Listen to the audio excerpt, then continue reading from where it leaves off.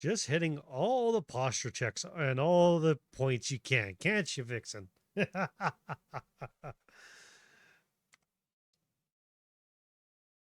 Good evening, everybody. As you can see, yes, I am still in a jar of dirt because I just can't help it. It's a new model cover, and it's adorable. The jar.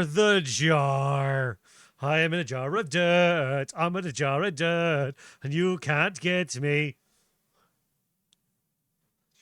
You better not fill that jar with hot glue. I'm gonna come with a hot glue gun to your butthole. Oh, I very much enjoy the jar. It is not your hot glue jar, Vixen. I don't care how tempting it is. I will put a lid on that jar so you can't get it. I'm hydrating. God damn it. You're so demanding. I know you worked on a whole hour on this jar. I'm just fucking.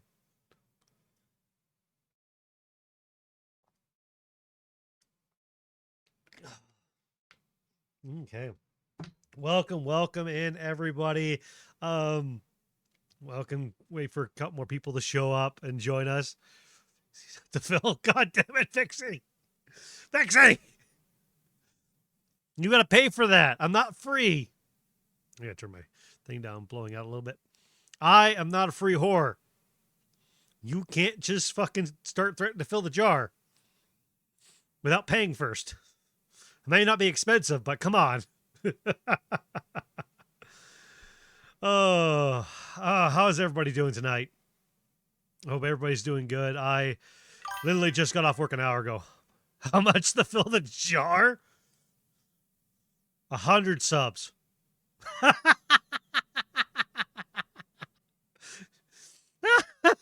Nobody can afford that, bitch.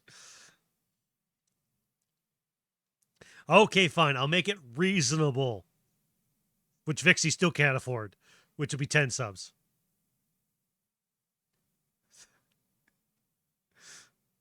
Ambition to do anything. GMH has died for the evening. Oh, I'm so sorry. I'm sorry, Case. Hopefully, ambition hasn't died for us to react to a video. So first off and foremost, if you don't know, surprise, surprise, I'm a huge fan of trains. I may not know a whole lot about them. I am still a fan of them. But this one's very important. This one's kind of special. So for those who don't know, who's not into the steam engines and following all that, there's a train called the Big Boy, 4014. Now, Big Boy meets its name. It is a train that is over 150 feet long, weighs in about 650 tons, and has drive wheels that are about 7 feet tall. It also has 2 sets of drive sections. You just know chugga chugga. It's fine. We're gonna learn a little something. It's not a long stream because this video, the video we're reacting to is about a half an hour long. So we'll be probably stopping. This stream will be probably an hour and a bit. So Big Boy was restored. It was originally owned by Union Pacific. They lent it up to a museum, and then they had taken it back to Cheyenne to be restored, and it came out of restoration in 2019, and since then it's been doing excursions on Union Pacific rail lines.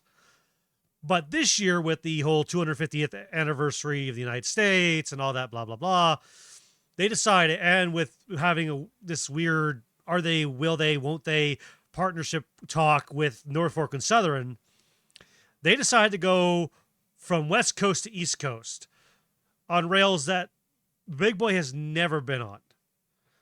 And you'll see in the video what we mean by it's a big boy. So it already did its West Coast tour, which I was kind of pissed because it went to California and went nowhere near me in the Northwest Quarter. So I have had no chance to go visit and catch it and be a rail foamer. Kind of irritated. So I know, you bastard. Yeah, bastard. Case, I'm so jealous.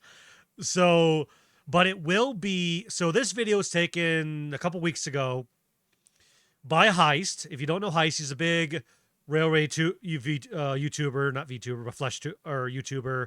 He does everything trains. He works at the Colorado Railroad Museum, and he does YouTube. And he's much more knowledgeable than I am, and I ever will be. So this is his video. So I want to, first off, if he ever sees this, I apologize for reacting to this without your permission. If this is not okay, I apologize. Please let me know, and I'll make sure the video gets taken down.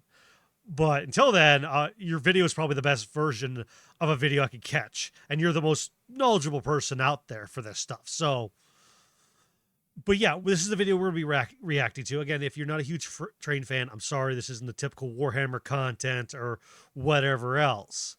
But this is just a little bit of railroad fanning for myself and for anybody else that wants to watch. So he does a better job of explaining the history of 4014. But why this is so important is it's on a set of tracks it's never been on. And it's met a train. Yeah, it's from Mark and his friends. Mark is Hyce. And the other train it's meeting, which is on the Reading and Northren, is 2102. These trains have never met before. So this is a monumental occasion for not only Big Boy to be on a set of tracks it's never been on, but meeting a train that when it was in operation back in the late 40s, early 50s, these engines never met. So it's a big historical thing. And I was watching it at work today, and I thought this would be a good video for me just to foam out with everybody and just kind of enjoy it. I didn't imagine I'd get too many views with it. It was just more or less something for me and something I'd put up on the YouTube. I don't typically do reactions, so this was a special one. So I'm going to shut up, and I'm going to stop the music, and we're going to listen to the video.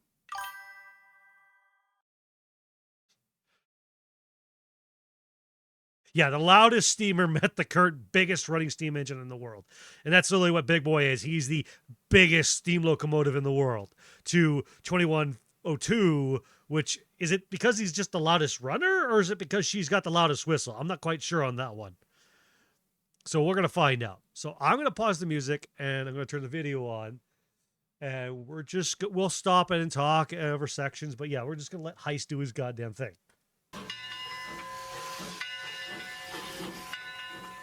In rail preservation, we talk a lot about once-in-a-lifetime moments, or the first time that this has happened since they really did it back in the steam era.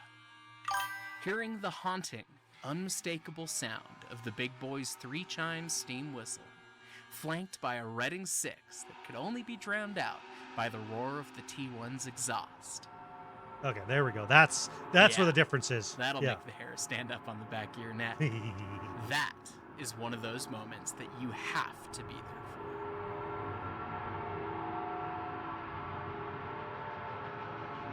for. And that's Big Boy. This isn't a dream you had of the 1950s. This is real life in 2026.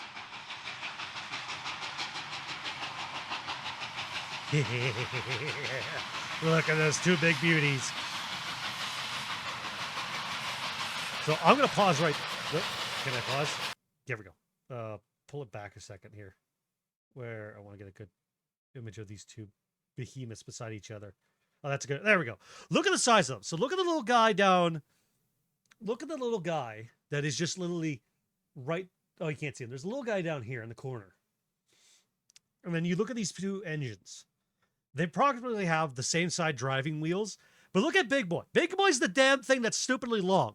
Big Boy's the thing with 16 drive wheels in 2 different sections. So it's what's classified in wheel arrangement is a 4884. And it's just a behemoth compared to, I believe 2102 is a decapod, or is it an 8-driver? Correct me if I'm wrong. I can't remember from the video, but they're both just massive locomotives. And look at the little guy in the corner. It just shows you the size of the Northern. Yeah. It's a 484. Okay. So it's literally double the driving section to 20. So 4014 is double or has another drive section compared to 2102, which is just immense. And the sound they make when they're running near each other. is just beautiful. The amount of black smoke that the 2102 Northern is just puking out.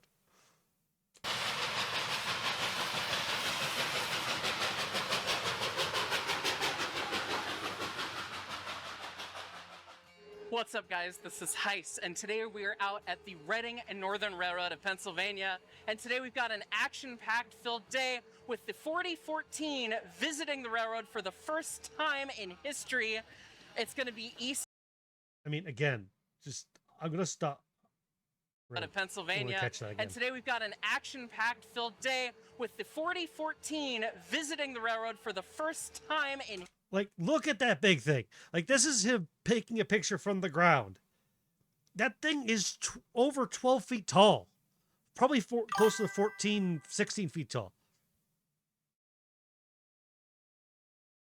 Oh, yeah, I can imagine, because the sound of it, I've watched videos when it was coming out of the service yard in Cheyenne, and it just sounds, and there's a couple of videos of it coming down the line, and it just sounds like a beast. It sounds like a monster. It sounds like something that's truly alive. Oops, not that button. History, it's going to be East meets West. We're going to have the big boy and the 2102. They're going to run together. It's going to be fantastic. So, hi, Andy. he'll get you on the train. Great. We'll get back to what Mr. Mueller is on about in a little bit. But what was this all about anyways? As part of the USA's 250th anniversary as a country, the Union Pacific has partnered with the Norfolk Southern to take Big Boy 4014 on a coast-to-coast tour, entering parts of the country east of the Union Pacific system for the first time since the locomotive was built in 1941. I knew I wanted to see and experience this at least once. Who knows if and when this kind of thing will be able to happen again? And hearing that the Big Boy would be meeting the 2102 at the Reading and Northern for excursions made for the perfect occasion. There's a train. The large lad approaches. Yeah, it could be a large lad. The big boy's here? Zach, I think the big boy is still there. Oh, here it comes around the corner. That's the large lad. There it is.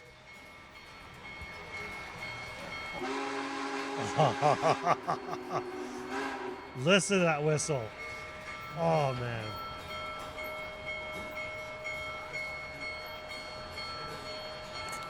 Look at that thing. It's just, again, just a beautiful piece of equipment. And just the engineering for it to be made and operate is just insane. And look, so they're in the window of the cab. I want to appreciate, this is the window. Big Choo-Choo. Big Chooch. He's in the window of a cab, a passenger train. The window comes up to the driving gear. Like, there's the drive wheel sections, and it's just like in the piping, and the boiler's still above him. Like, it's such a massive locomotive. And just the mechanics for it all to be working as one is just, it's insane. Well, that's worth the price of admission. It's not wrong there.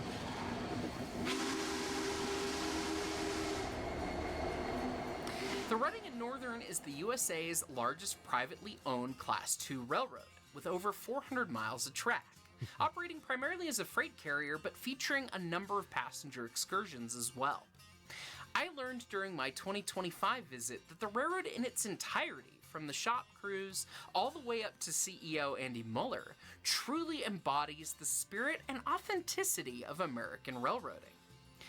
Talk to any employee of the railroad, and you'll understand quickly that it is an operation that is the best of old-school railroading in the modern age, making it the perfect stage for perhaps the biggest steam spectacle we're likely to see in the U.S. this century. Kitty. But yeah, like this is such a big thing, and like I'm so jealous because I don't really have any real active railroads like that. Like we got one, but it's only a 4-mile piece of track. And the engine they do have it on it is not the original locomotive that's on that section of track. It's actually, but it is a significantly historic engine that I'm very glad that they rescued. In Summerlin, BC, they have Canadian Pacific. I can't remember what number it is.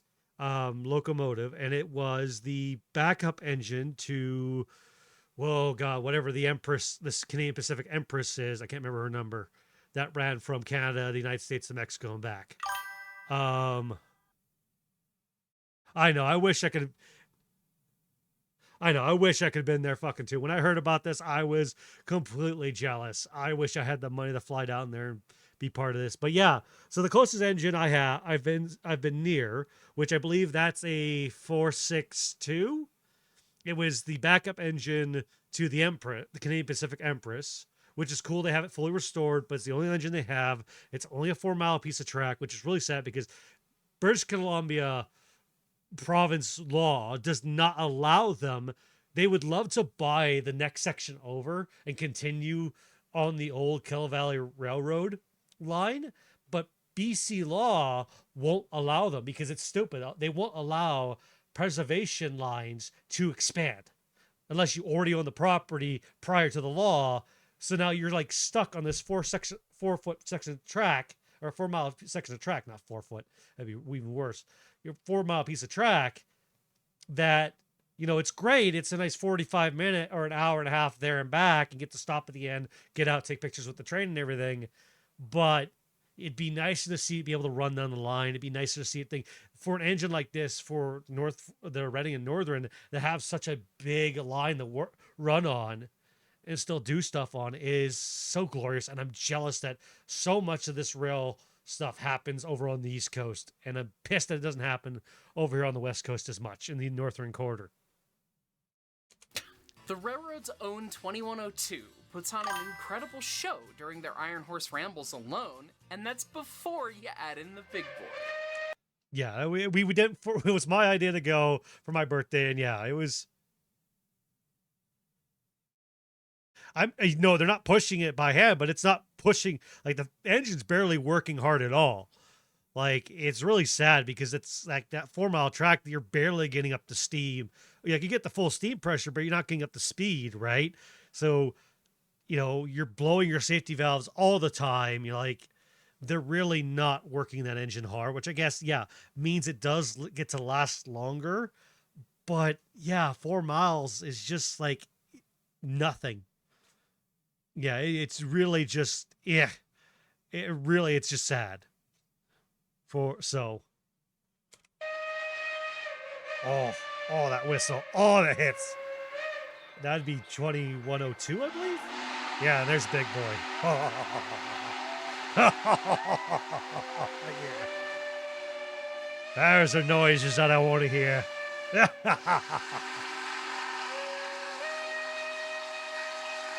Oh man, look at those two glorious engines running side by side. It's just, oh, so beautiful to see steam come to life. And again, this is one of those things that tells me, like, it's why my love of steam is there. These things act and talk like they're living beasts.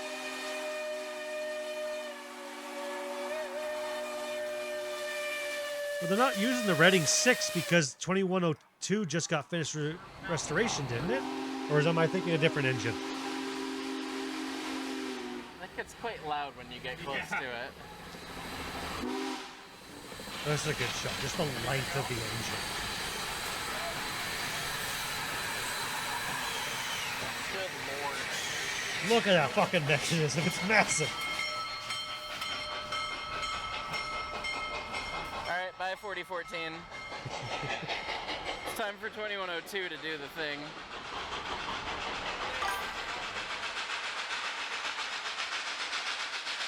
That's fair. Probably because of sound ordinance or something. Oh man, listen to it. Listen to it talk. Listen to it sing. Those chuffs. Oh! You can hear it's working.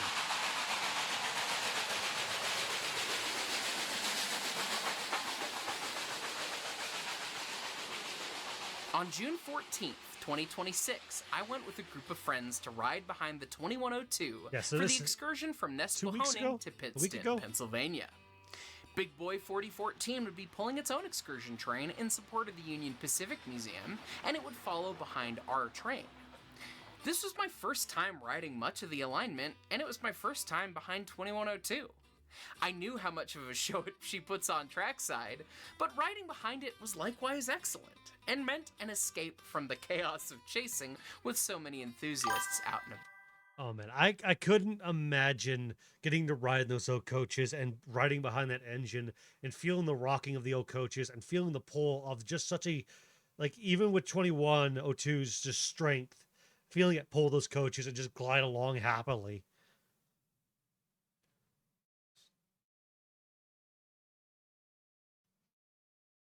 Yeah, again, this whole video just shows like what it feels like to be back in the 1950s in that steam era, and it's just it's so glorious.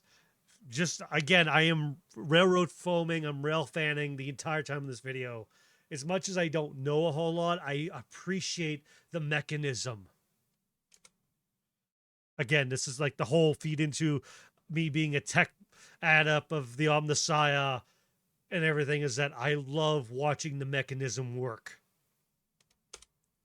God damn it, wrong goddamn fucking button. About.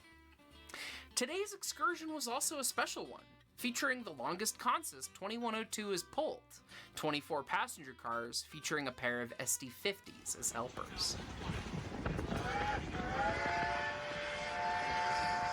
man, I can't listen to it, just call out that black smoke. She's going for a run, yeah. Helpers, air quote. They're there in case of emergencies, what they're there for.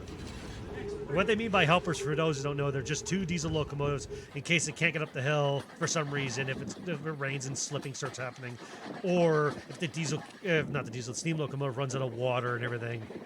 Like, yeah, that's all that's there for. Oh man, you can see the rods going from there. At every dual track segment of the line where it was possible, the trains would run side by side, letting us have perhaps my favorite view of the steam locomotive, right alongside while it's working. This is a view that's only possible during a special event like this, and really lets us appreciate the marvel that is Big Boy's engineering in motion. I agree. Like, there's no other way to get close enough to the mechanism to see it operate than being side by side with it that close on the passenger coach. Like, it shows an appreciation for the engineering behind it. Like, I know Big Boy wasn't the first duplex design, but it's the one that mastered it. And it's, God, is it awesome. It's one of the one that survived. But it's one that is just so beautiful. Like, look at it go. Like, look at the, oh man. The arms, the mechanism, the size of the wheels, rods, everything. You can just hear them.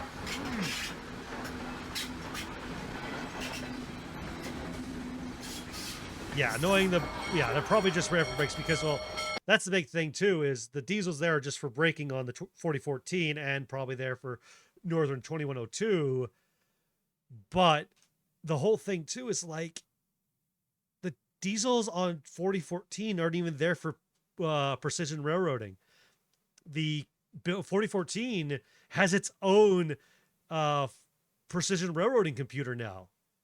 It's not a helper; it's its own built-in system, and it's the first steam locomotive to ever have precision timed railroading or whatever it's called. Yeah, and so which is just amazing. So that's how it gets away with running on the PTC. Yeah, so it gets to run away with running on the mainline rails where most steam engines just sit on their own track. Go, I wish I could be you. Positive train control, yeah. Oh man, look how fast it fucking goes by in that video image. Oh, they're just showing off at that point. There will be no communication. Oh man, let's just the steam blow off. Oh, let's just look at the size of the rods on this thing. Each one of those rods, I could only imagine that they weigh anywhere from 700 to 1,000 pounds by themselves easily, like to a full ton, like just pure steel, and the bearings they use on them. Oh fuck! Again, like look at the size of the window to that piping. It is just gives you scale of this thing.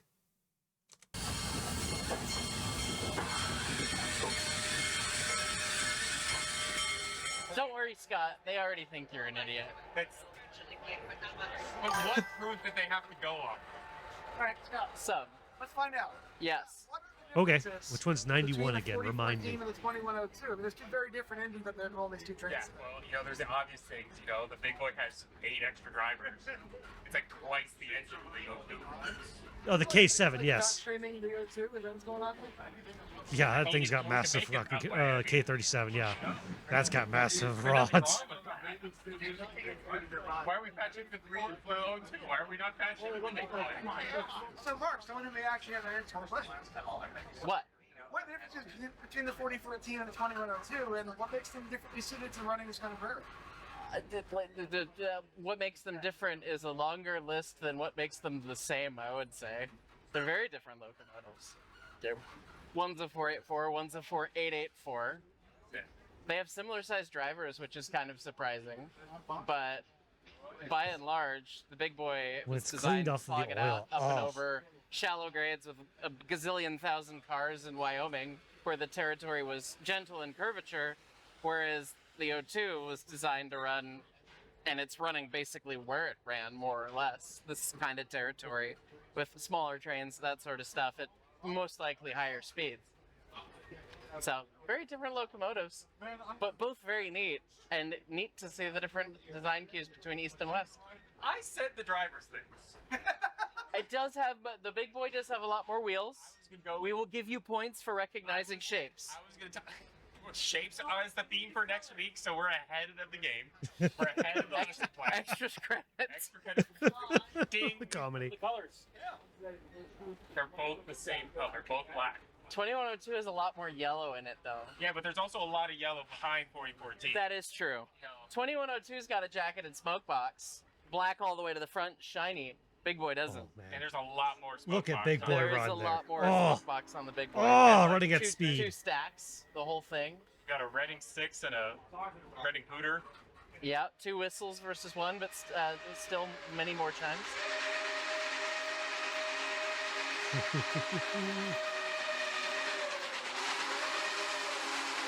Oh, them whistling side by side is so good.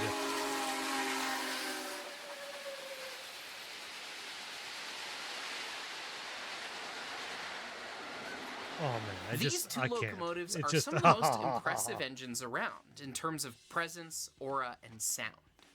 The 2102 is a T1 class 484, rebuilt by the Reading in September of 1945, having originally been built by Baldwin in March of 1925 as an I-10 SA Class 280, number 2044. Historically, she ran until 1956 and subsequently has enjoyed a long preservation era. Oh yeah, that the diesel behind both Northern 2102 and 4014 are not doing shit. They literally are there just for extra air compressors because unfortunately you could have 8 air compressors on Big Boy and I still don't think it'd be enough to give enough air for modern day passenger trains. But that's literally all that diesel's doing. It's just like that diesel's sitting behind 4014 and going, this is the best job I've ever done. I don't have to do shit. I just got to sit here and idle and make air pressure. That's it. Best day of my life. Era excursion career, with her most recent tenure beginning after restoration in 2016. Though 2102 may be on the smaller side of 484s, she's no slouch, featuring 27 by 32 inch cylinders, 70 inch drivers, and a 240 psi boiler, bringing in 68,000 pounds of tractive effort. Add in the booster engine, and the total output increases to a whopping 79,100 pounds. All of this out of a 110-foot 6-inch package weighing in at 809,000 pounds. You're very right. They do have dynamic braking. And for those who don't know what dynamic braking is, it's where you use what's that called? The electric motors on the drive wheels to reverse current to slow the wheels down instead of using your actual your traction motors. Thank you. I was thinking of the word. I just couldn't get it. Uses the traction motors because remember, so those who don't know, diesel locomotives are actually diesel electrics. It's a diesel engine powering an electric generator that powers electric drive traction motors. So what dynamic braking does, instead of you using the air brakes, which slams brake pads on, and wears brake pads down, the traction motors, when you use the dynamic braking, actually causes reverse current that causes the resistance on the tractive motors electrical system to slow it down. Now the problem with that is that can also put too much stress on the traction motors and burn out traction motors. But at the same time, from what I understand, it's easier to swap an entire section of traction motors out than it is to do brake pads. So on a whole set of on a whole train and train cars, locomotive and train cars. So, I mean, but I could have that wrong. Correct me if I get that wrong, but I have a basic understanding of how that works. A very basic. So yeah. Loaded and ready to roll. Perhaps the defining characteristic of this locomotive is owed to its origin. Being an anthracite road engine, 2102 is still stoker-fired, designed to burn a mix of bituminous and anthracite coal, hence the very wide firebox. That said, one cannot play the numbers game without bringing up the big boy. Though it wasn't historically the largest or most powerful steam locomotive, these days it is the world's largest operating steam engine, on rails at least. 4014 was built by Alco in November of 1941, a 4884 watt. So again, it brings up Alco and Baldwin. So Baldwin was a locomotive construction company that built locomotives, and then Alco, which is what I thought which was Big Boy, was built by in I can't remember where Alco is, but Big Boy was built by Alco, which is American Locomotives Works, which is what I believe that's actually what Alco stands for. Correct me if I'm wrong. But the fucker's massive. Yeah. Wasatch class, or at least it was supposed to be, until the infamous most powerful steam locomotive, So this is the fun part. So I went back on because I accidentally talked over a part he's going to be talking about, which is the actual class name of the Big Boys and where the name Big Boy came from, which is just hilarious. These days, it is the world's largest operating steam engine, on rails at least. 4014 was built by Alco in November of 1941, a 4884 Wasatch class, or at least it was supposed to be, until the infamous chalking of Big Boy on number 4000. 4014. So for those who watch this later or watching it now, what he means by the infamous chalking is that, so Alco is going to call it the Watch Us class, which is a really weird name, and it was going to be called that because that was the mountain range section in Nebraska. It was going to be polling. That's what it was designed to do, is to pull those hills.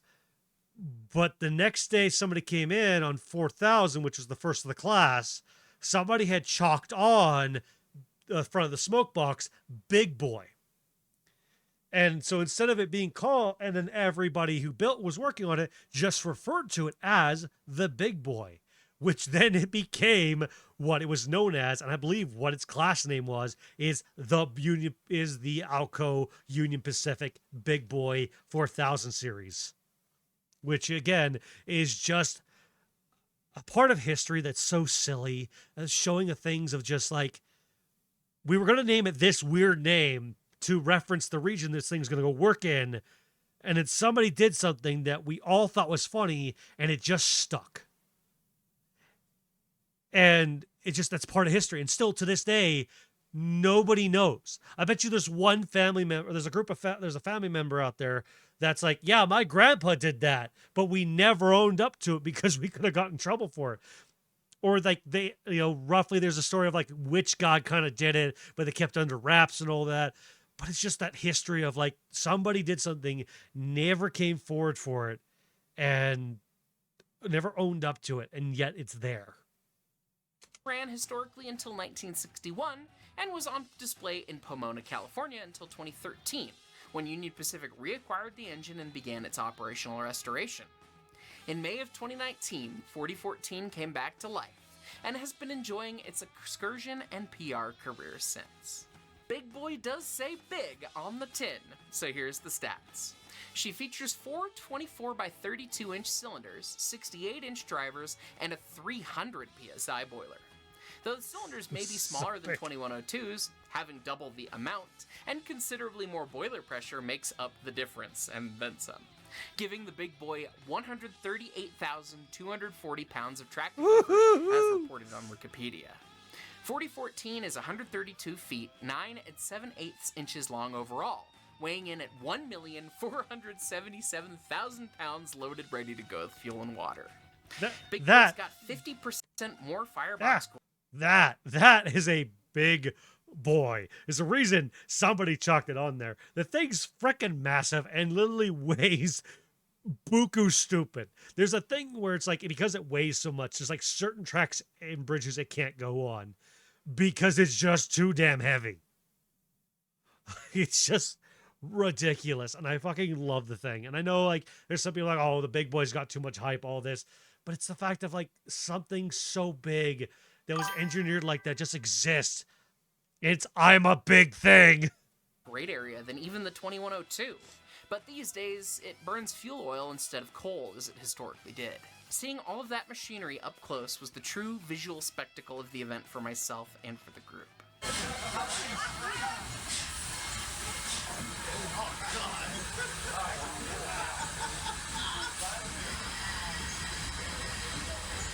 It just the appreciation to it, right? Menacing train. That's a lot of choo-choo, confirmed. Right, folks, on the running left-hand side, it's your turn. The 4014 will be catching up to us very shortly. Lizard. Lizard. Now we're taking 3 cars.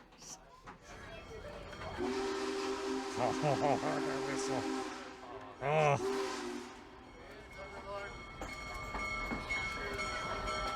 Just glides on by.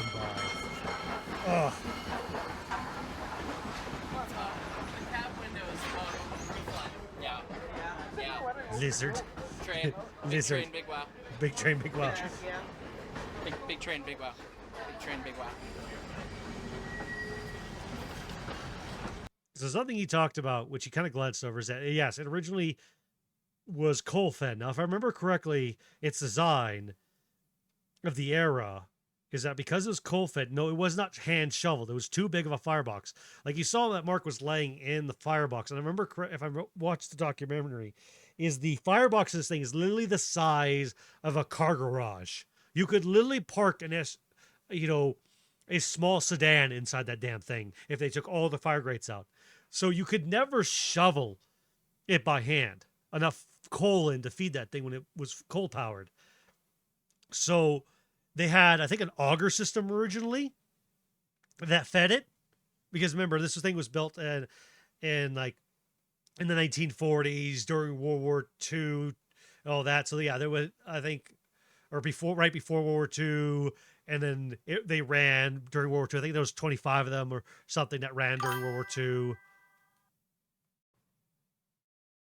Yeah, you could hand bomb it, but it had an auger system mainly. If the auger failed, then you'd hand bomb it, which I would not want to be the poor bastard that was hand bombing it, because you want to talk about a workout. I see the workouts that guys do on coal fed still, like in the UK on the videos I watch. I could never imagine shoveling that much coal. You'd have to have 2 guys shoveling coal. Like, there's no way. With a third guy on standby. There's no way you can keep up with this thing. How hungry it'd be. Just insane. So with that, but then later on, I think into the 50s, it was converted from coal fed to oil burning, which oil/diesel burning, however you want to look at it. So it's got sprayers on it that's atomized sprayers that sprays the fuel on with an ignition with a little thing, a niter flame that catches and burns it. Yeah, you fucking could never shovel that son of a bitch. Absolutely. They all had stokers and that. Or yeah, super stokers or whatever. But yeah, it's just, there's no way. Like, the 2 yellow tanks behind its black tender, those 2 yellow tenders are just full of water, and I think they're full of water. One might be full of fuel, but I think the main one's full of water.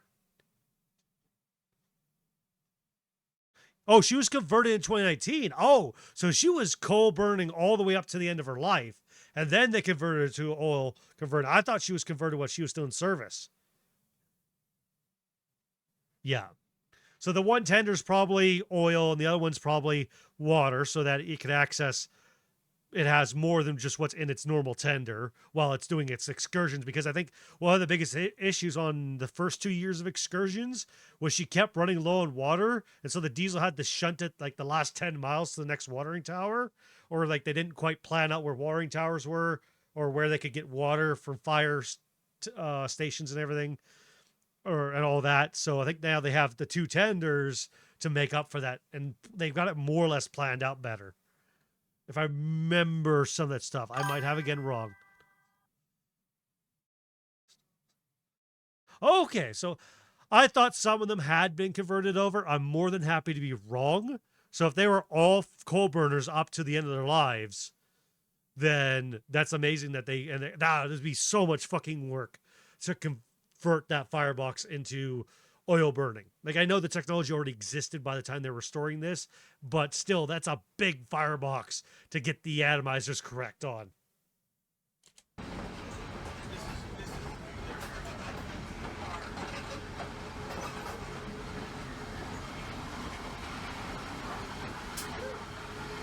Just a beautiful locomotive. Is this when we try and get Ed's attention from the engineer side? Yes. Hi, Ed. Hi, Ed. Hey, wait, where's the shirt? Does he know you're here? Ed? I told him I was going to be out this way, but he's been busy doing train stuff for the last... So who Mark's referring to is Ed, who is head of the Union Pacific Steam Program that pretty much headed the whole like the maintaining of the other steam locomotive they have, which is 844. Challenger back in the day. I don't know. Challenger hasn't seen rails in a long time. I think Challenger's gone off to a museum somewhere, and then headed the restoration of Ed Dickinson's. Yeah, who headed the restoration of 4014 Big Boy and getting it back to service, and been pretty much head of the full steam program and the excursions. Pretty much anywhere Big Boy goes, Ed Dickinson goes. And so Mark, I think a couple years ago, met him. So now they've messaged back and forth. So if that's what they're talking about, they're trying to see if they can get his attention because they know he's in the cab in the 4014. last month, wow. so...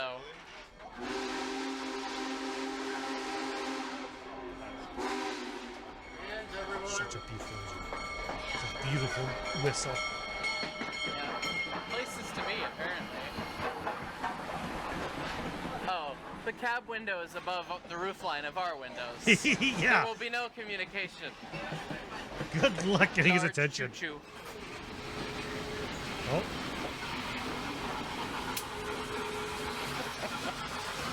This is just Dean Cloud review. Oh, there's the oiler. There's another oiler. Like, railroad boner.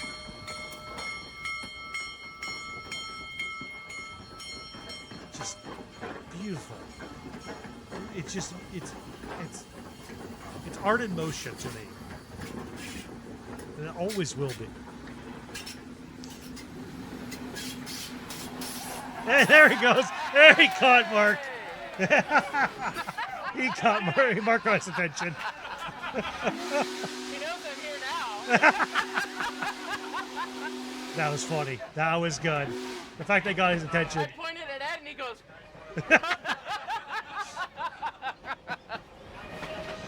I did tell him I was gonna be here, but it's been a couple weeks, so... I mean, that was funny. That was great that you actually managed to get his attention and catch him off guard. That was a pure moment. Oh, look at the fucking 2102 work.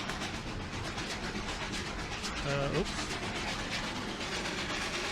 That's a good image.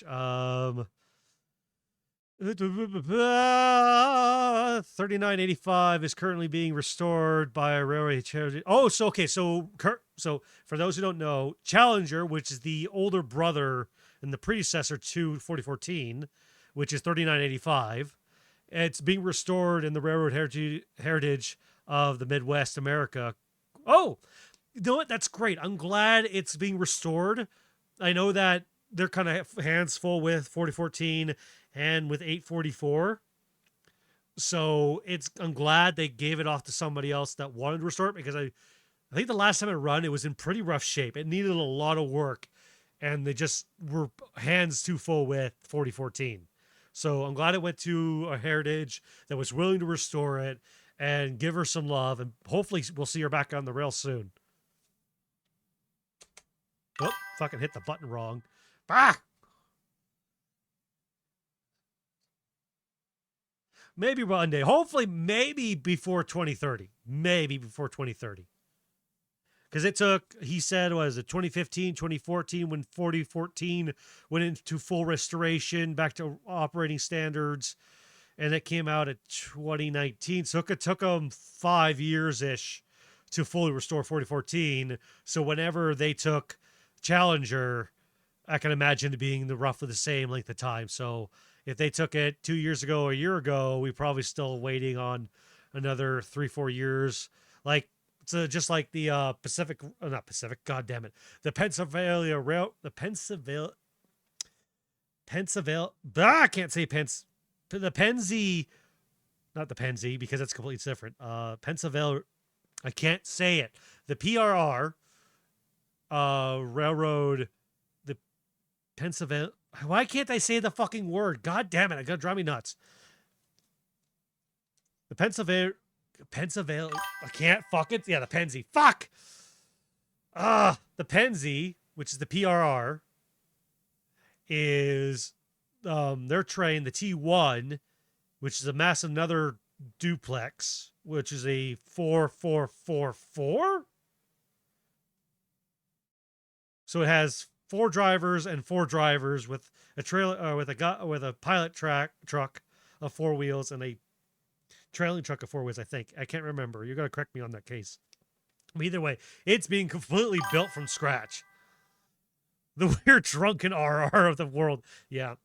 Usually, like, if I could say, yeah, it is a 4444, which is weird. It was designed for, it was steamlined. It was a great engine, but it had problems. So the T1 Trust, they're all scrapped. So the T1 Trust has been building one from the ground up with using the old blueprints and correcting actually some of its issues that it had when it was originally built and engineered, so that when it runs again, when they have the brand new one built, it will be amazing. 5550. Yeah, it's a new build. It's a brand new of the line. Yeah, it's going to be fully brand new with the corrected issues of the original of the line being fixed. So hopefully when it's fully done, because it's supposed to be done by 2030, that's going to be a sight, because that thing is just another one of those trains that didn't survive the Cutter's Torch, because the whatever how many of them built, because they had their running issues, were just all scrapped. They were just all cut up. And there's a lot of trains that were like that. It's like we're lucky to have, what is it, the 6 or 8 4000 series of the big boys still around. I would love to go see her when she's finished. That would be amazing, because they got the boiler last year and they were like 80% done last year at some point. So hopefully soon, because we know got most of the drive wheels and drive section, and they got the boiler back, and I think they just got the cab back. So hopefully, not misinformation again. Correct me if I'm wrong. But we're not here to talk about the T1 truck. We're here to watch the fucking Reading and Northern 2102 run alongside the Union Pacific 4014 big boy. However, one cannot diminish the sheer noise of the 2102. I have yet to meet a locomotive louder than it, and this weekend proved no different. Big engines are always impressive, and they're certainly mechanically fascinating. But operating an engine at the limit is sometimes where the truest excitement comes in railroading. And that's part of the reason why I love narrow gauge railroading so much. It's easier to have a ton of fun slamming your Miata around the track and pushing it to the limit than having a Formula One car that you can't really do anything with, as it were. So of the 25 big boys, which I got correct because there was 25 built, there's 8 that survived. Yeah, I couldn't remember, it was 8 or 6 of them. But most of them are just museum pieces. 4014 is the only one running, which is, again, heartbreaking, but at the same time amazing that one of the classes is up and running, because it's just the amount of work that Ed Dickinson and his team did to restore this thing is just chef's kiss. That said, here at the Reading and Northern, they are no stranger. They're beyond tired. They got worked hard and put away wet. Like, we're lucky that some of them were drained and put away oiled to just sit and try. I think that's the reason why they picked 4014, was because it was in the best condition out of all 8. To working the 2102 to the bone. It really is the one place in the US to see a big steam engine working to its absolute limit. That is something that every Steam fan needs to come experience in person at least once. I firmly agree, and I wish I could, because god damn it, I want to. Case, I'm coming to visit you. We're gonna go fucking look at trains.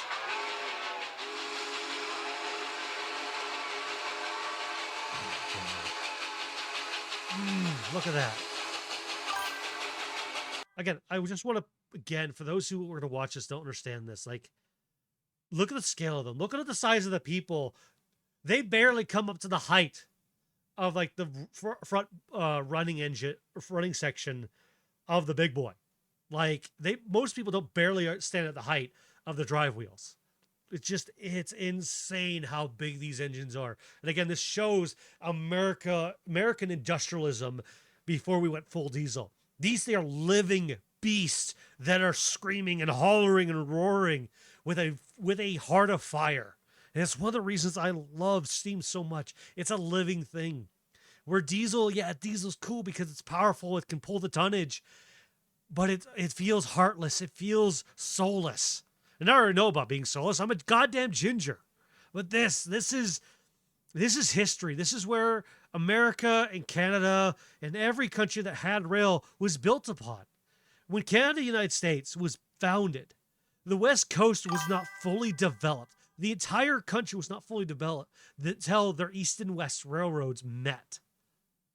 Like, as much as, the United States Railroad East and West Coast met way earlier than the Canadian side did, because in Canada, they had to go over the fucking Rockies because there was no way around the Rockies throughout past Alberta. Like, you literally had to either climb the mountain or go through it. So we combined our East and West railroads way beyond. And yeah, diesel is just a brick of power, or a power brick. It's boring. Steam is life to them. It's character. The movement, it gives something that you just can't get off of diesel. And like, I know there's people out there like, oh, I like diesel more than I like steam. Then you're missing the point. You're missing the point of, like, this is the first generation of what it was to have an engine. These things were literally engines exposed, not hidden away behind casings and everything. It's one of the reasons I love old cars. I love carbureted old muscle cars, because you can lift the hood and you can see it running. Yeah, you can't see the pistons pumping and all that, but you can see it. You can feel it. It's energy. You can feel that rumble as somebody steps on the pedal. And this, I can imagine, is no different than feeling them working your chest.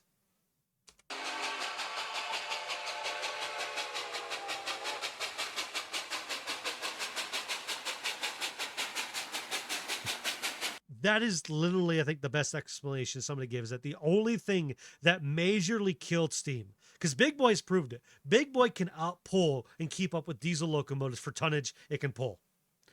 The problem was steam needed more maintenance. The amount of turnaround time the steam locomotive was in the shop was like a month. Like, it could only be on the rails for way shorter than a diesel locomotive could, and it was in the shop longer than a diesel locomotive could.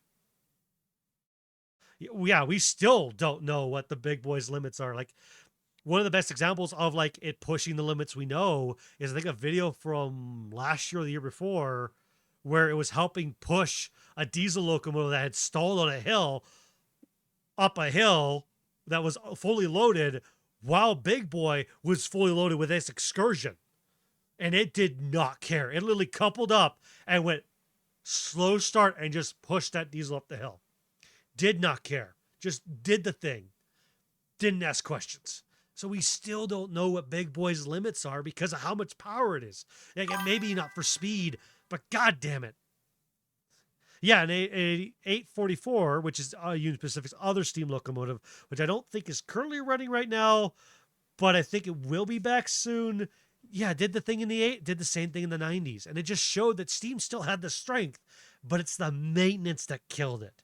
Because it needed so much more time and care to make sure they stayed running and in sequence and all that stuff. They took more care to operate because you had to balance water to fire. You couldn't let your boiler water get too low past the crown sheet, or you risk blowing shit up and endangering people. Like, there's so much more to baby on a steam locomotive than it is just to click the fucking diesel and forward gear and then notch out the throttles and go. Like, but it's still, it hurts. It's still one of those things of, like, a lot of us believe, like, we can still run steam. Like, you don't have to run it full time, but run it as a backup. Run it as on short lines, so it still can get used and be worked as the workhorse it was built to be. But don't put it underneath the fucking it's crossing the country in a full day kind of workload. God damn it, Shadow Rose. You son of a bitch! You just had to ruin me real foaming with the caboose voice, didn't you?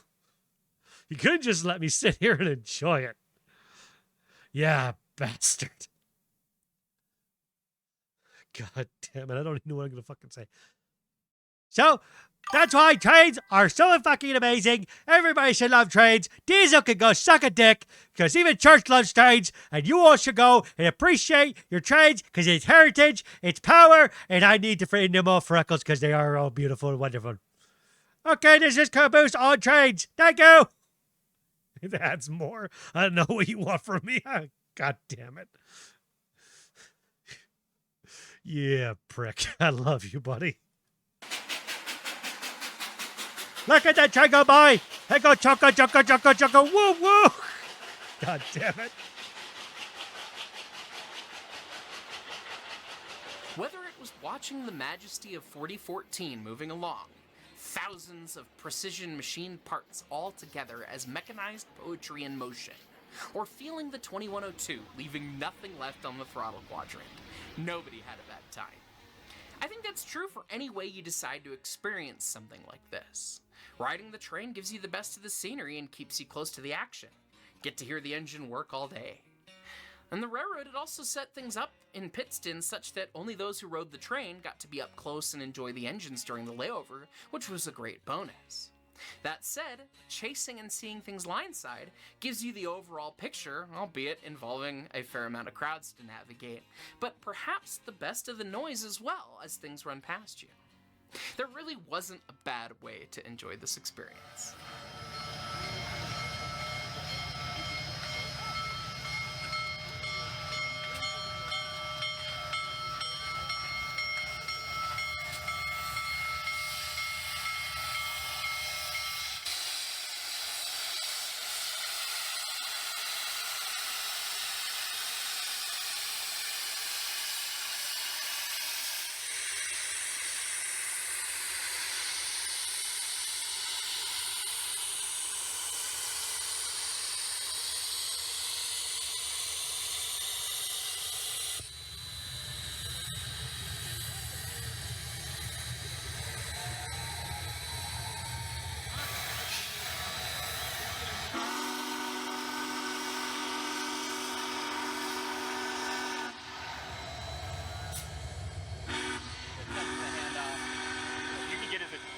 You get his attention. Sure. Well, I'm not going to go beyond the yellow line. I'm not going to break the rules. The last thing you want to do is break Ed's rules, trying to hand crap at him.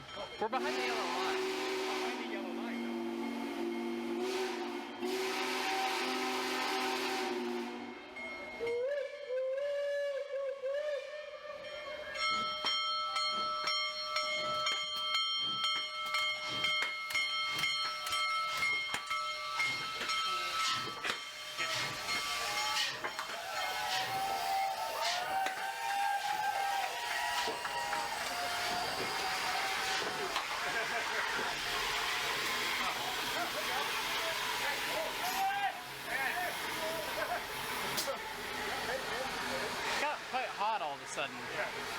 got a shirt for you if you'd like it, Ed. It's everything you've seen all day.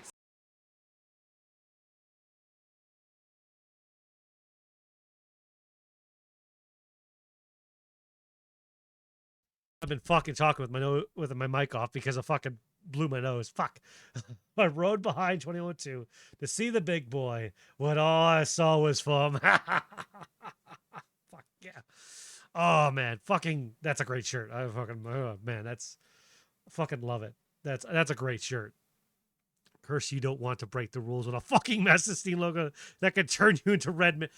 So part of the reason why they say standing back 20 feet is A, because the mechanism, and you don't want to get caught in the mechanism, and B, the steam coming out the cylinders is still fucking hot, easily to give fucking birds. So by the time it hits the 25-foot mark, you're kind of safe from that. And again, make sure you're staying clear of the tracks and staying clear of the mechanism on a steam locomotive. So.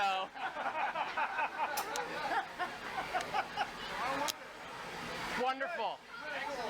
Mission success. Good job. Good thing we had Scott. Yes, we did need Scott. Oh, look at that.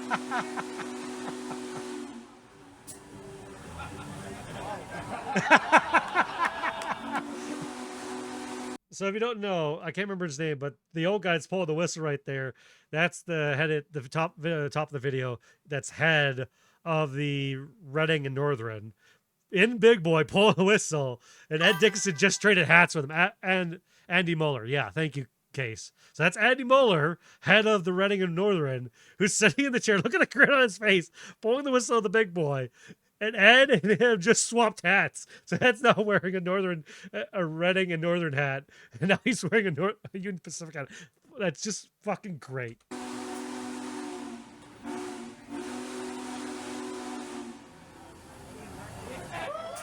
Look at the smile on his face. Oh, fucking jealous.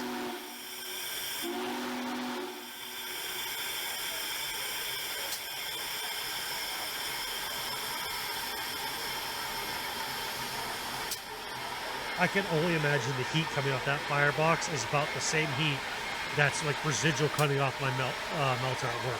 Where, you know, you're still close to it, but you can feel the ambient like 150, 200 degrees. Like, you know it's fucking hot. Do not touch.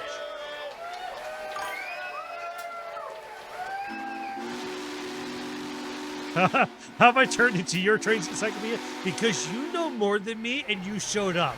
So, you know, you're the encyclopedia to make sure that fact check me so I'm not fucking shit up. Because I don't know that as much as I should. I just love shit. So, yes, you become my train fact checker. Which I thank you and appreciate you for. If it wasn't you, if Kirk was here, he'd probably be doing the same.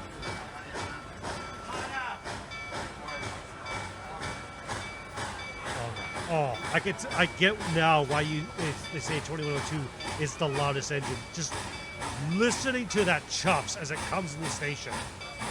Just that oof, oof, oof, oof, oof, oof. Let's go, let's go, let's go, let's go. You know, you can hear it. It doesn't want to just run. It wants to go. It wants to gallop. Oh, such a beautiful engine. Not as much oil stains on it. That's for sure compared to the 4014. But then the 4014's been on an excursion, so those are some old diesel electrics. The event was quite the crowd draw. Every crossing was littered with people, and it's easy to see why. Two legends of the rails meeting for the first time. But as always, it's the people behind the machines that make these things worth it all. Oh, yes, it is. The crews at the Reading and Northern, as well as the Union Pacific, really know how to put on an excellent show, and clearly had no fun of their own. The man maketh the machine, as they say. On the people's side, I cannot stress how fun it is to go out to events like this with a group of like-minded friends. That's Some a days great. it's like herding orange cats. That's a great. Like, even though that's not the thank you for the posture check. That's not the original like statement or quote, but man make it the machine that's a great point. Like, these machines, these beasts of industry would not exist today if it wasn't for the volunteers and the rail crews that dedicated so much time.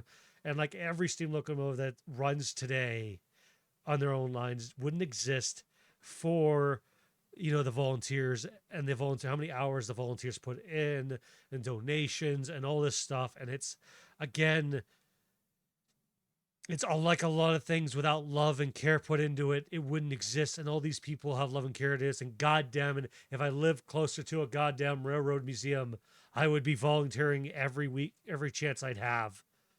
You'd never see me again. But it just, these things just don't exist and come into being. There's hundreds of hours put in to restore these things. And then when they're restored, to take care of them, to maintenance them.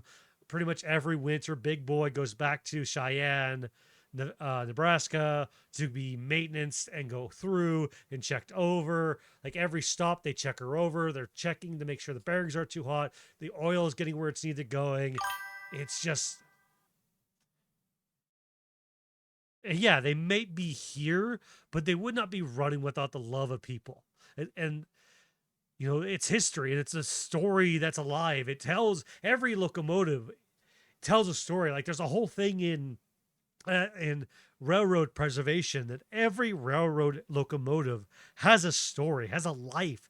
Like where a car's like, oh yeah, this guy owned it, this guy owned it, this guy. No, steam locomotives have a life where there's like this huge paper trail almost. Not all of them, but a lot of them have this paper trail of where they've been, where they've worked, who bought them originally, who were they sold off to, did they eventually come back to their home rail line, were they lent off? Like even in British rail preservation, a lot of steam locomotives have like this huge charter of a story, of like this of this lineage of a life they've led.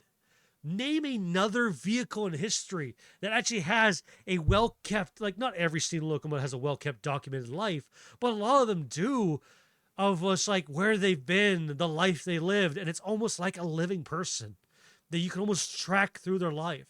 And it's historic.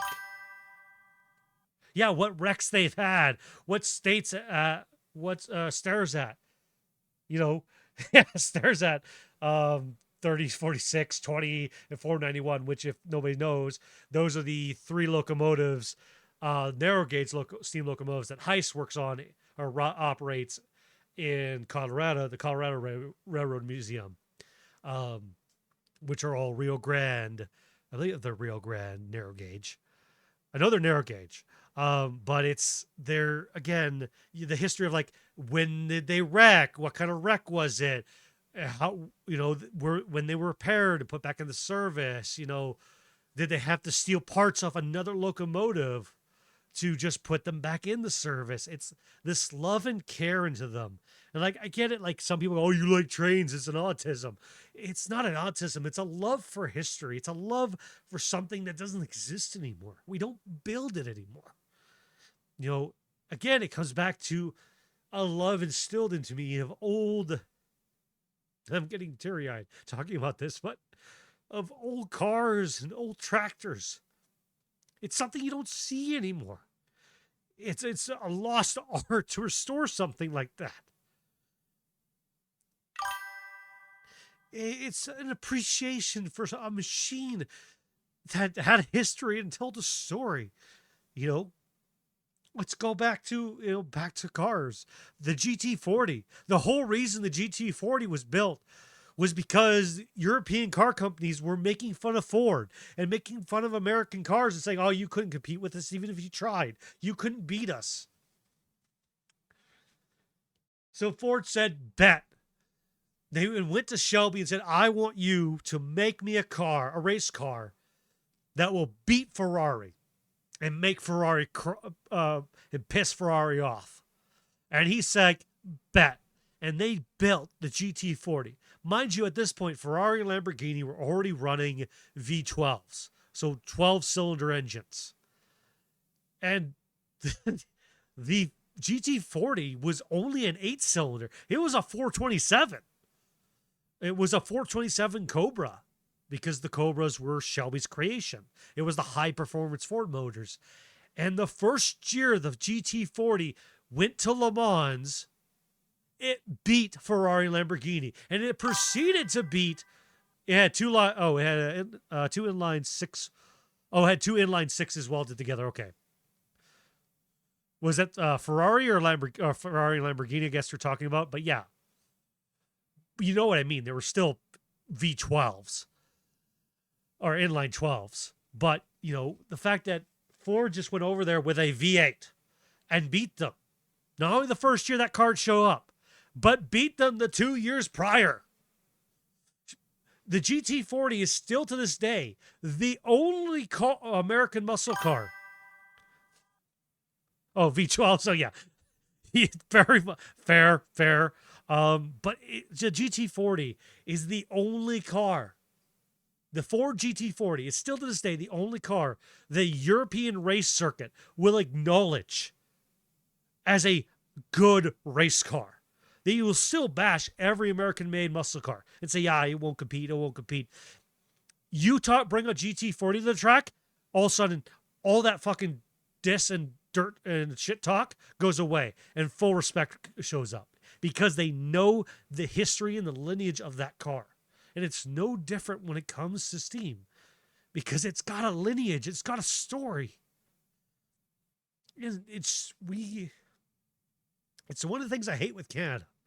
Canada's got this whole thing where heritage is, they talk about heritage is important, but they talk about heritage is important after they destroyed the heritage, after they tore down the old buildings, after they pulled the old rail lines out, after they scrapped the locomotives.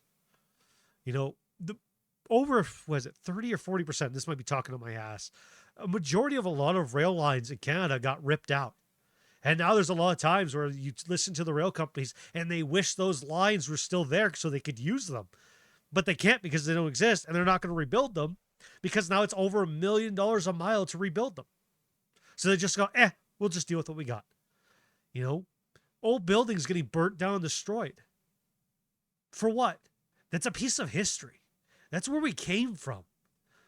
In the town I live in, we have a huge amount of our buildings are still historic buildings from back in the day. Yeah, there's a couple buildings missing, and we've been doing a lot to at least post posters and signs talking about the old history of some buildings that are still standing. And my dad, even though it wasn't his favorite class growing up was history, so I kind of got that instilled bit of history in me, and so I learned a lot about my hometown.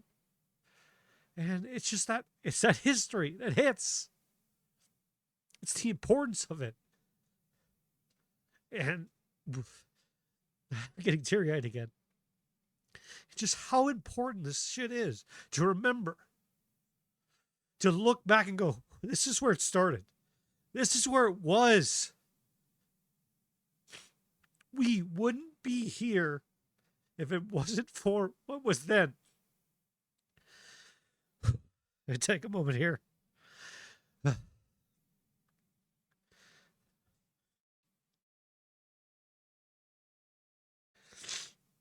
So yeah, you can joke that I have the tism and all that stuff, but it comes from my love of trains and steam, comes from something so much deeper. So something that's just so much more instilled in me.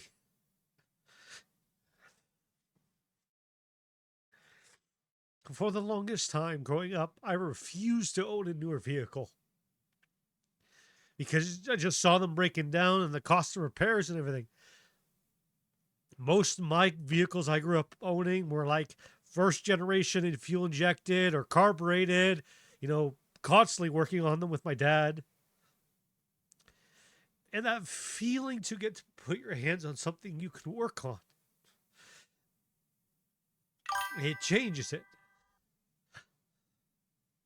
It means you have appreciation for it. It means you have respect for it because now it's yours. You've worked on it. Your hands have laid on it. And still to this day, I still work on anything myself as much as I can, or at least take it to my dad that me and him can work on it. Oh, I gotta collect myself here for a sec. Oof. But yeah, I got I'll take a drink here and take a breather.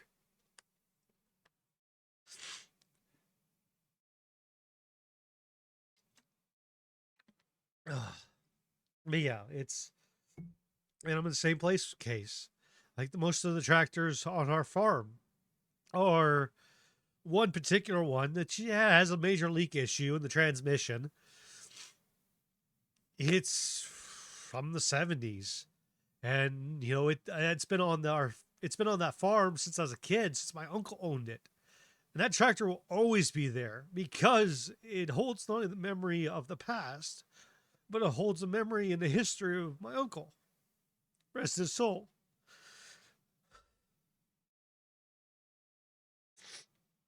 Oh, I need to fucking collect myself. Holy shit.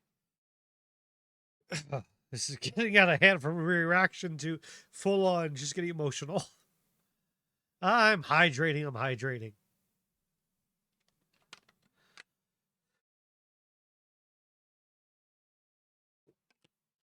Oh. Hey, Tight Otis. Thank you for the raid, buddy. How was your stream? You were playing Baldur's Gate? Fuck yeah, I'm crying. Fuck you. Don't make fun of me. How you doing, bud? Oh. Hey, Sparky. Thank you for the raid, bud. Muchly appreciated. Welcome, everybody.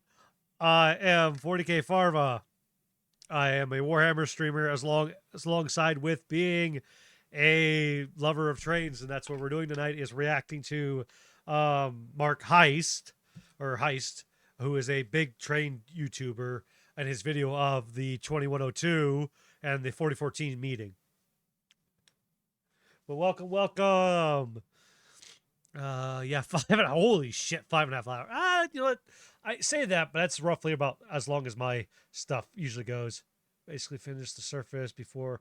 Ooh, nice. Going into the Underdark. I personally am I don't play Baldur's Gate because, again, as some people know, I prefer to play D&D in real life. Thank you for the stretch there, Sparky. But yeah, you saved me from being emotional there. You missed it. I was getting a little bit emotional talking about trains.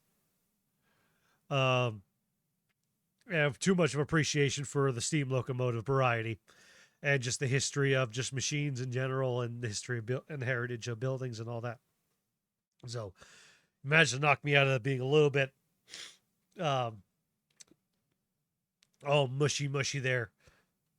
But yeah, so it just, again, like, history is, these things have legacies, and it's, again, without the love and care of these people to restore these steam locomotives, they wouldn't be here. Or they would be here, but they'd be in a far worse condition and they wouldn't be running. So, it's rail preservation is important, just like restoring a car or restoring an old tractor or an old truck or restoring an old building. It's our history. It's where we know where we came from. That's so important. If we forget where we came from, then we're bound to repeat mistakes and just do things all over again without realizing what we could have avoided. So I am going to shut the fuck up and let the guy talk.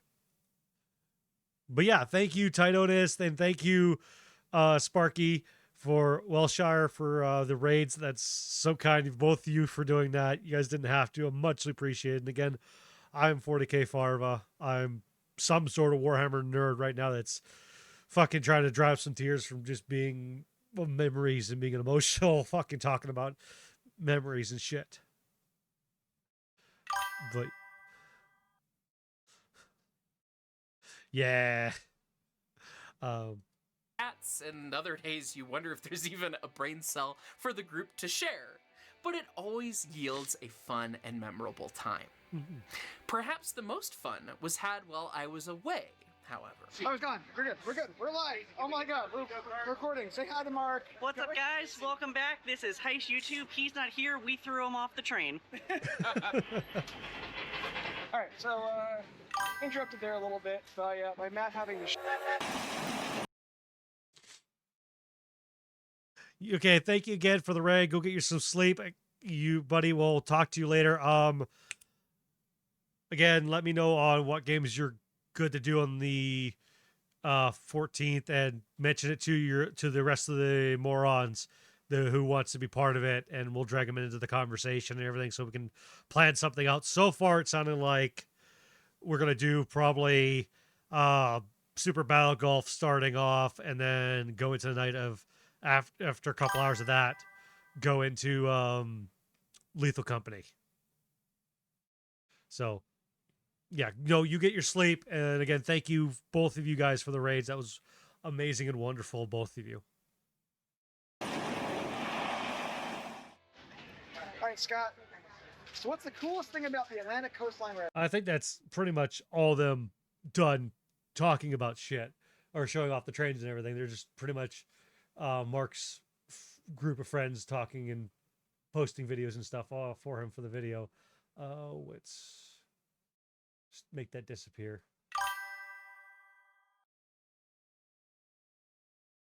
But yeah, it's something that's... This is funny, though. Okay, you want me to watch through it? Okay, we'll watch through it.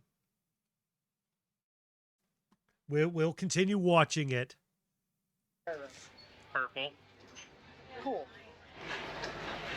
Come on, don't fucking Jersey. You know, right? No Jersey, no.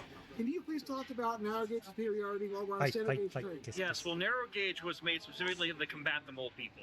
I've got Combat more the than mole an people. hour of footage from the group when I left my cameras unattended. And a fair amount of it's going to be coming out for channel members as a members-only video. Channel members are what make this channel, and especially trips like this, a possibility for me to take part in. So consider supporting if you like the sounds of all those things. The link is down in the description below. Speaking of people, I had the pleasure of getting to meet Reading and Northern CEO Andy Muller, as we teased in the intro of the video. Andy had mailed me a truly wonderful letter that I've got framed and hanging on my YouTube staircase, but I was still nervous to go meet him. He's the man in charge of the railroad, after all. That's Andy fair. saw me and came to introduce sir. himself, and that made love to things shake easy your on my hand. end, didn't it? He was quite kind and offered to have me ride in the private cars at the back of the train with him and his other guests. Oh, lucky bastard. Which I greatly appreciated. His generosity and hospitality was truly lovely, as was the whole train cruise. It was great to swap railroad stories and chat YouTube and all that sort of stuff, and really learn how down-to-earth Andy really is. It really explained to me why the railroad is the way it is, and it's just wonderful. Plus, I think Andy and his buddies got quite the kick out of all you Hyce fans out there at the crossings yelling to me as we rolled past. That's been funny. They're all yelling Birdman because of the bird on the YouTube. Oh, okay. It was great getting to meet so many of you guys while I was visiting that whole day.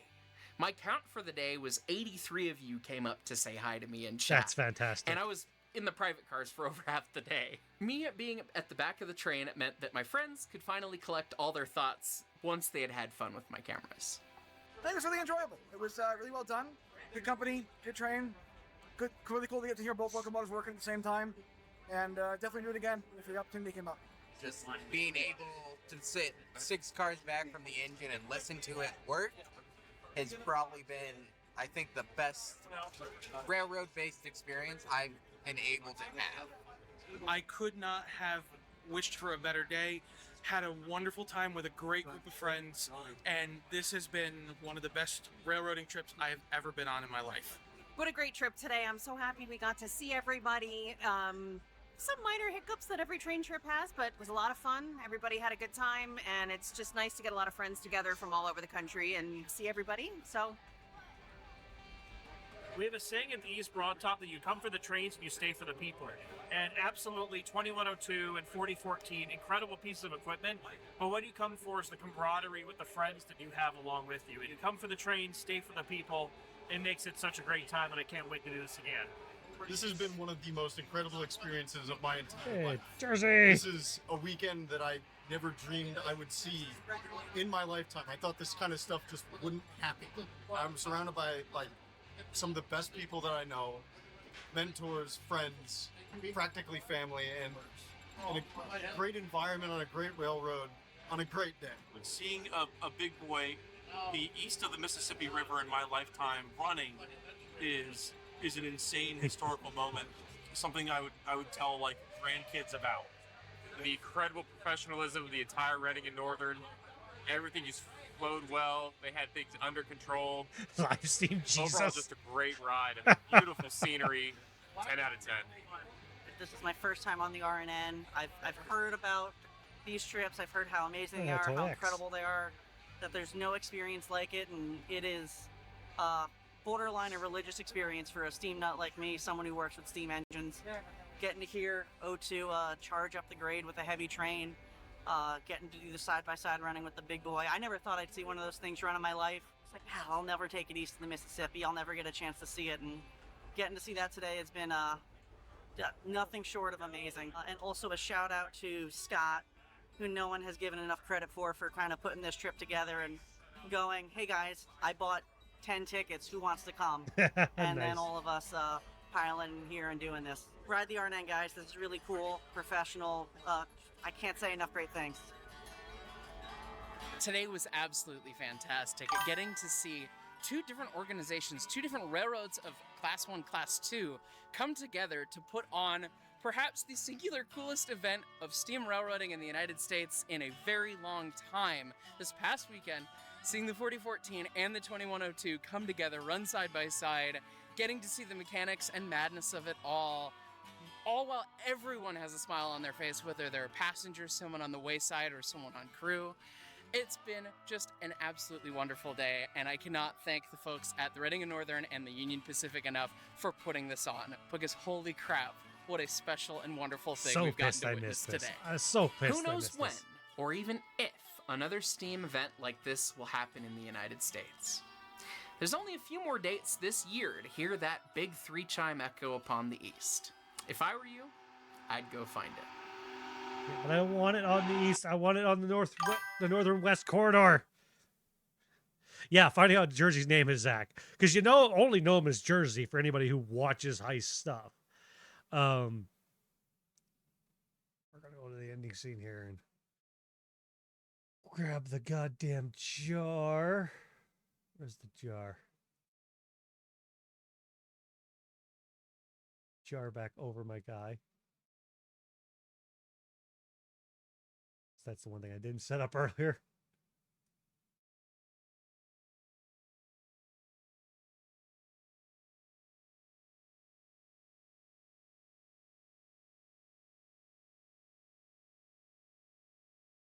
we go. But yeah, no, that was a great video, and I hope Hyce doesn't get too pissed at me for what's the other thing I need? The web browser. I need chat. There we go. Yeah, chat. Let's put you guys in here somewhere too. I hope Hyce doesn't get too pissed at me for reacting to his video or using it. But again, yeah, it just was a great video to see. Put names to faces. Like, yeah, Casey I didn't know very well, but to see like a couple names I did recognize, or at least so organizations I recognize, which is Toy X and Toy Trains Operation, which again is a charity. It's a Toy X is a toy run charity for getting toys to lesser fortunate families, if I remember correctly. But they also have their own like train museum that most of the donations go to help also restore and maintain their locomotives that they have. Again, another great, fantastic group. Like, I don't recognize a whole lot of them because, again, I'm not that smart. I don't dig so deep into all of it, but it was great to see some names to faces and everything. Again, Mark, that was a fantastic video, and everybody who were the edits of their videos and shots and everything, amazing video of just like showing these two giants of the age of steam working side by side and getting to see them. So I will be posting this up to YouTube, hopefully. And if Mark sees this and he gets unhappy with me, I'm sorry, Mark, and please forgive me. And if you want me to take it down, I'll happily take it down. That's not an issue.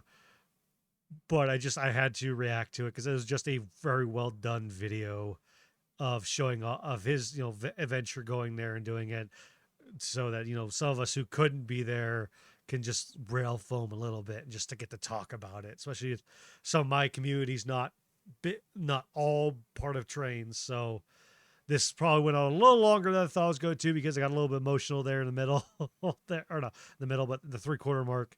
But we're probably going to call it there just because, yeah, I wasn't planning to go too much longer because I'd still have to work tomorrow. So thank you all.